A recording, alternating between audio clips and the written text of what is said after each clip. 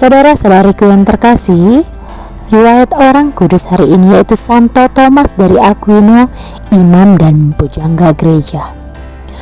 Thomas lahir di Aquino dekat Monte Cassino, Italia pada 1225. Keluarganya adalah sebuah keluarga yang bangsawan yang kaya raya. Ayahnya Pangeran Landulf berasal dari Aquino, sedangkan ibunya Theodora adalah putri bangsawan dari Teano. Ketika berusia 5 tahun, Thomas dikirim belajar pada para rahib Benediktin di biara Monte Cassino. Di sana Thomas memperlihatkan suatu kepandaian yang luar biasa. Ia rajin belajar dan tekun berefleksi serta tertarik pada segala sesuatu tentang Tuhan. Ketika berusia 14 tahun, Abbas Monte Cassino yang kagum akan kecerdasan Thomas mengirim dia belajar di Universitas Napoli. Nah, di universitas itu Thomas berkembang pesat dalam pelajaran filsafat, logika, tata bahasa, retorika, musik, dan matematika.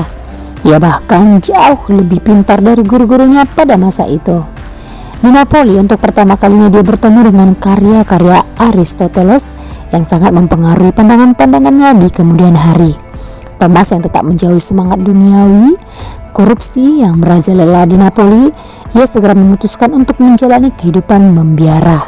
Ia tertarik pada corak hidup dan karya pelayanan pada biarawan Ordo Dominikan yang tinggal di sebuah biara dekat kampus universitas tempat ia bekerja.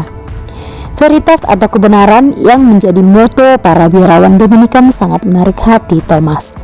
Keluarganya berusaha menghalang-halangi dia agar tidak menjadi seorang biarawan Dominikan. Mereka lebih suka Thomas menjadi seorang biarawan Benediktin di biara Monte Cassino. Thomas dengan gigih menolak hal itu. Agar bisa ia terhindar dari campur tangan keluarganya, ia pergi ke Paris untuk melanjutkan studi. Namun di tengah jalan ia ditangkap oleh kedua kakaknya dan dipenjarakan di Rocca selama 2 tahun. Dalam penjara, Thomas menceritakan rahasianya kepada seorang sahabatnya bahwa ia telah mendapat rahmat istimewa.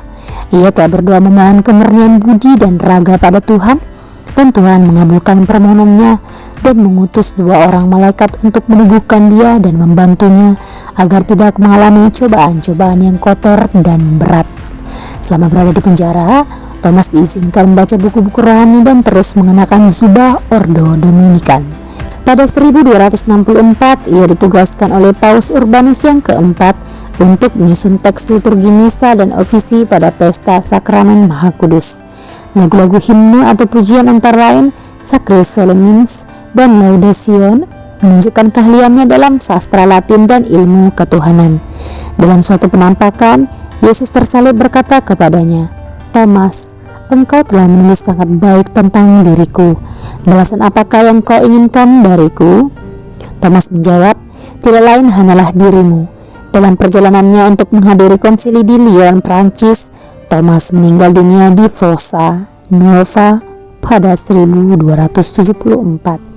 Nah, demikianlah riwayat orang kudus Santo Thomas dari Aquino. Semoga Tuhan memberkati. Marilah kita berpegang teguh pada harapan. Marilah kita saling memperhatikan dan saling mendorong dalam cinta kasih. Pembacaan dari surat kepada orang Ibrani. Saudara-saudara, berkat darah Yesus, kita sekarang dapat masuk ke dalam tempat kudus dengan penuh keberanian, karena Ia telah membuka jalan yang baru yang memberi hidup bagi kita, yakni melalui tabir yang tidak lain adalah dirinya sendiri, dan kita mempunyai seorang imam agung sebagai kepala rumah Allah. Karena itu, marilah kita menghadap Allah dengan hati yang tulus, ikhlas, dan keyakinan iman yang teguh, karena hati kita telah dibersihkan dari hati nurani yang jahat, dan tubuh kita telah dibasuh dengan air yang murni. Marilah kita teguh berpegang pada pengakuan akan harapan kita, sebab Dia yang menjanjikannya adalah setia. Di samping itu, marilah kita saling memperhatikan supaya kita saling mendorong dalam kasih dan dalam pekerjaan baik. Janganlah kita menjauhkan diri dari pertemuan-pertemuan ibadat umat seperti dibiasakan oleh beberapa orang. Sebaliknya, marilah kita saling menasihati dan semakin giat melakukannya menjelang hari Tuhan yang mendekat. Demikianlah sabda Tuhan. syukur kepada Allah. Pelita dipasang untuk ditaruh di atas kaki Dian. Ukuran yang kamu pakai akan dikenakan pula padamu. Inilah Injil Yesus Kristus menurut Markus. Pada suatu hari, Yesus berkata kepada murid-muridnya, "Orang memasang pelita bukan supaya ditempatkan di bawah gantang atau di bawah tempat tidur, melainkan supaya ditaruh di atas kaki Dian. Sebab tidak ada sesuatu yang tersembunyi yang tidak akan dinyatakan, dan tidak ada sesuatu yang rahasia yang tidak akan tersingkap. Barang siapa mempunyai telinga untuk mendengar, hendaklah ia mendengar." Lalu ia berkata lagi, "Camkanlah apa yang kamu dengar. Ukuran yang kamu pakai untuk mengukur akan dikenakan pula padamu, dan malah akan ditambah lagi. Karena siapa yang mempunyai akan diberi lagi, tetapi siapa yang tidak mempunyai, apapun juga yang ada padanya akan diambil." Demikianlah Injil Tuhan. Terpujilah Kristus. Saudara-saudariku yang terkasih, renungan pada hari ini tentang saling mendorong dalam kasih. Dalam Ibrani 10 ayat 24 dikatakan, "Dan marilah kita saling memperhatikan supaya kita saling mendorong dalam kasih dan dalam pekerjaan baik." Terkadang tidak mudah bagi kita melakukan suatu pekerjaan yang baik, sekalipun bertujuan untuk membantu orang lain atau membuat dunia menjadi lebih baik. Perlu pengorbanan waktu, tenaga, dan materi yang mungkin juga tidak sedikit. Namun mungkin saja apa yang kita kerjakan itu tidak dibayar. Kesulitan yang kita hadapi ini lambat laun akan membuat kerajinan kita menjadi kendor. Dalam masa pandemi ini, ada kondisi yang dapat kita jadikan ajang untuk saling mendorong dan melakukan pekerjaan yang baik.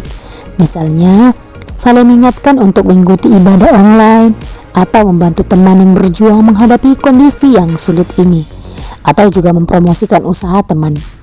Tentu masih ada banyak contoh yang dapat kita lakukan sebagai bentuk saling mendorong satu sama lain. Walau mungkin tidak banyak yang bisa dilakukan, karena memang situasi krisis dalam pandemi ini telah memukul ekonomi banyak lapisan masyarakat. Namun tetap ada alasan untuk melakukan tindakan kasih. Dan hal ini dapat digalakkan agar sikap ini dapat mendorong dan menyemangati orang lain untuk melakukan yang sama. Sudahkah saya berusaha melakukan tindakan kasih bagi orang di sekitar saya? Semoga Tuhan memberkati.